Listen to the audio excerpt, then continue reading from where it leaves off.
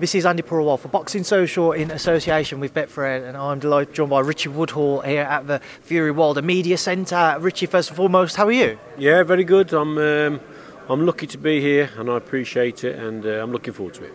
Let's obviously get straight into it. Fury Wilder 3 trilogy bout. This time around, Richie, what do you expect to see from Tyson first and foremost? Well, I mean, most people are saying it's going to be more of the same, and I would tend to agree with that. But with Tyson, you never know what you're going to get, because he's a master at boxing in a way that's not expected. So everyone's expecting him to go forward like he did in the rematch and be dominant on that front foot and take it to. But he just might change things around. You just don't know with Tyson. But I'm expecting a positive performance from him. So yeah, but like I say, there's always that question mark on how he's going to come out. He might just go on the back foot for a bit. We don't know. So we shall see. But I think it will be positive from Tyson, either way. Do you think, Deontay's never really given Tyson credit for his two performances in the bout so far? Do you think that, especially now with Deontay still calling him, alleging he's a cheater and what have you, it will be playing on Tyson's mind a bit, and he wants to kind of take that energy into the ring and put a bit more of a statement out against Deontay? Maybe, yeah. The fact that Wilder hasn't really acknowledged the performances from Tyson is, I suppose, it's a little bit surprising, really, because for me, Tyson won the two fights. The first fight was obviously the knockdown in the last round that sort of got Deontay Wilder out of jail there and got him the draw. But for me, he was dominated by Tyson, and in the second fight, we all seen it just carried on from that. So yeah, it's going to be interesting to see what happens. And then from Deontay Wilder's perspective, he's teamed up with Malik Scott ahead of this fight. Firstly, what do you make of him changing his training team, and one which had led him to his world title when he did hold it? Well, I suppose he had to. For me, he came out with those long list of excuses, didn't he? The ring walk suit was too heavy. Someone had tampered with the gloves. Mark Breland didn't do the right thing in pulling him out. The water. I mean, it was just excuse after excuse. Now he's changed trainer to Malik Scott. A little bit surprised. I thought Mark Breland did an excellent job last time out. I thought he saved his boxer. Any decent coach or anyone in boxing knows that if there's blood coming from a boxer's ear and you don't know where that blood's coming from, then you have the duty, no matter how big the fight is, you've got to pull the boxer out, because it could be a brain injury. So, I thought Mark Breland did the right thing. I thought he was well beaten, Deontay Wilder. There should have been no excuses. I'd have had much more respect for Deontay Wilder if he'd have come out and said, look, I got it wrong. He's done me here. I've been well beaten, but I'm going to try and change things around in the rematch. I think he'd have got a lot more respect for that. He's looking for excuses, and he's come up with Malik Scott. Now, bit of a strange situation. Obviously, he boxed Malik Scott. He knocked Malik Scott out in a round. Malik Scott has now become a trainer and seems to coming up with a formula to beat Tyson Fury. So yeah, it's a strange one. But like I said, I think he was looking for excuses, and that the ultimate excuse was the Breland situation, and then he's changed trainer. So we'll wait and see now. Do you think, let's just say, if this third fight plays out similar to the second fight and Tyson's as aggressive and drops Deontay a couple of times or what have you, do you think Deontay would have said to his coaching team, no matter what, even if it's same as the second fight, you are not pulling me out, which obviously is dangerous for his own health if that was to be the case? I think that very much well could be the case. He'd probably speak to Malik Scott beforehand. He probably already has done, say, look, no matter what happens, you're not pulling me out. I'm going to go out on my shield if I'm going to get beat. Which, probably every boxer wants to do that anyway, wants to go out like that. But like I've said before, the trainer has a duty to the boxer for safety. Let's hope it doesn't come to that in terms of an injury from the ear or whatever. But yes, I think that by Malik Scott will have to do it. Now he's got to become a first-class trainer, so we shall see if it comes to that, when he's got to make that type of decision. But I think they will have spoken beforehand, and it will be quite clear that you're not pulling me out. I want to go out on my shield. One thing we've seen with Deontay, he's released some training footage as the weeks have progressed, and we've seen maybe a lot of body work. Do you think that's something he's going to be looking to bring into this fight with Tyson, especially given how big of a physique Tyson holds? Yeah, I think he will probably go to, he'll try and go to the body, but it's very difficult when you're boxing a guy who's 6'9", who's got a reach as long as the M1. Then you know, it's very difficult. If Tyson, like I say, if he does decide to go on that back foot, he punches and he moves backwards and increases the gap, it's really difficult then for Deontay Wilder to close that gap down to actually get to his body. It's all right him saying, oh, I'm going to work his body, but you've got to close that gap. You've got to get to Tyson Fury, which you've got to avoid punches coming in. So I understand the head movement, because he's got to move his head a little bit more going in and avoid the shot, but you've got to close that gap down. What I'm expecting more from Deontay Wilder, he's definitely using his jab more. He's forgot about his boxing. He's knocked so many opponents out, then he's neglected his boxing, and he's forgot about his jab. I remember commentating on him back in 2008 at the Olympic Games. He was a decent boxer, he had a good jab, and he's got to use that in this that's the only difference that I can see.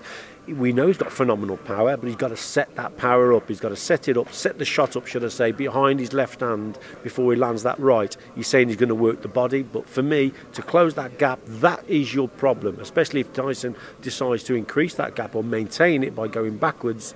That's a big, big problem. You've got to be, to close that gap, if he's going the other way, it's very, very difficult. Richie, for you, what do you think the most likely outcome will be on Saturday night?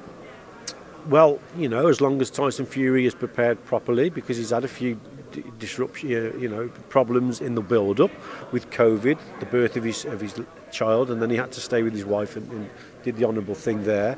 That may have disrupted his preparations slightly. But yeah, I'm fully expecting a fully fit Tyson to go in there, do the job again. How he will do it, we're all expecting him to go over on that front foot. And this is why this is a great fight, because with Tyson, if Tyson decides to go forward again and be dominant on that front foot like he did in the rematch, then there'll be plenty of opportunities for Deontay Wilder to land that big right hand. If you're trying to land the right hand when the opponent's moving away from you, then it's a really difficult job. But if he's coming at you, then you've got ample opportunities to land the shot. He didn't land it in the rematch because I think he was just totally surprised and bamboozled with this new Tyson Fury that was in front of him that went after him, and he couldn't believe it. But there were ample opportunities for him to land the shot. Maybe this time he can, you know, if Tyson's going to come forward, that's why it's an interesting fight. Deontay Wilder should have lots of chances to land his big right hand, but I'm thoroughly convinced that Tyson will win again, and he could even do it early, you know. He could even do it early, because if Deontay Wilder does go for it, and he goes for it early, well, that will set up Tyson Fury maybe to land that big shot. Because let's not forget, we know that Deontay Wilder's powerful, but so is Tyson Fury. Tyson Fury has got really, really good power, knockout power, and he could knock Deontay Wilder out early, and I'm expecting that, to be honest. Richie, another big heavyweight fight took place 2 weeks ago in the UK. Anthony Joshua, Alexander Usyk. Usyk overcoming AJ on that occasion. I just want to go back to it and just get your thoughts on that fight. AJ, somebody I know you will know well from GB. Yeah, I think it was one of those cases where it wasn't a good performance from Josh. I think he was a little bit slow on his feet. He tried to outbox Usyk at times when he couldn't do it, and then it just got worse as the contest went on. Having said that, I still think that Anthony Joshua has got the ability to beat Alexander Usyk. It's just that he didn't do it. He couldn't get it right on the night, and that's probably because his feet were a little bit too slow. He certainly was on the back foot a little bit too much. For me, if he'd have gone forward a little bit more, still throwing good straight shots but keeping the man off balance, I think he'd have had more success. But, you know, it's one of them. If they have the rematch, then I think that's what he's got to do, really. It won't be easy. It'll be very difficult. But when you have someone with Anthony Joshua's ability and power, then there's always a chance that he could beat Alexander Usyk. And I hope he does. I hope he does it. We've seen some people over social media maybe suggest since the Ruiz defeat in New York, AJ has been a little bit more careful and cautious with, you know, letting his shots go, letting his hands go. Do you see that in him? Do you think that he's a little cautious now because he's worried about what can come back at him a bit more? No, I don't think he's worried about what can come back at him. I thought against Andy Ruiz, you know, I thought Rob McCracken got the tactics spot on. They set out a good game plan and they boxed Ruiz's ears off. I mean, it was a great performance, a great win. This time out, it just didn't happen. You know, and the thing is, in the contest, You see, I don't get it when people say, and not that Joshua's come out with, I got the we got the tactics wrong, because the boxer has to sort that out for himself. If you're trying certain things in a contest that aren't working, then the boxer has to try and change that. You're in a fight at the end of the day, and although the corner can give you instruction, you've got to sort that out for yourself. And he just didn't manage to do that. So hopefully he will next time. I don't think, because a lot of people are saying he's gun shy. I don't think that's the case. I still think there's good 4 or 5 fights left in Anthony Joshua, and if he can get that win, then set up, hopefully, if Tyson Fury wins this one, the big one that everyone wants to see could still be on the cards. It could still happen. A lot of hard work to do for Anthony Joshua, but it's still within him to do it.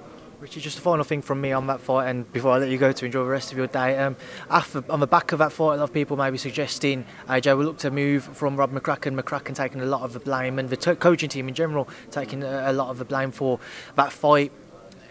What's your thoughts on those rumours, those reports?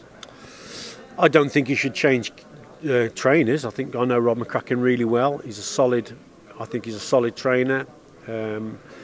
Good tactical trainer, I think Rob McCracken is, although they just didn't get it quite right on that occasion. But like I say, sometimes a fighter has to sort it out for himself. I thought there was too many voices in the corner, to be quite honest. People that shouldn't have been talking. When Rob was giving the instructions, other people were saying things as well. Maybe they've got to look at that. Certainly people shouting things from outside the ring when he was getting beat didn't help at all, because then the boxer himself was probably in a full sense of security, so that needs to change as well. But in terms of a trainer, then I think he should stick with Rob McCracken. I think he's proved himself in the past with people like Carl Froch. He's come through similar situations when his boxer has been beaten, and he's proved to be a very good trainer. I think he should stick with McCracken. Well, Richie, I appreciate your time. I'll leave you to enjoy the rest of your day. Like I say, thank you for speaking to me and Boxing Social once again. Nice one. It's good to speak to a local Midlander. Good lad. Always is. Thanks, Richie.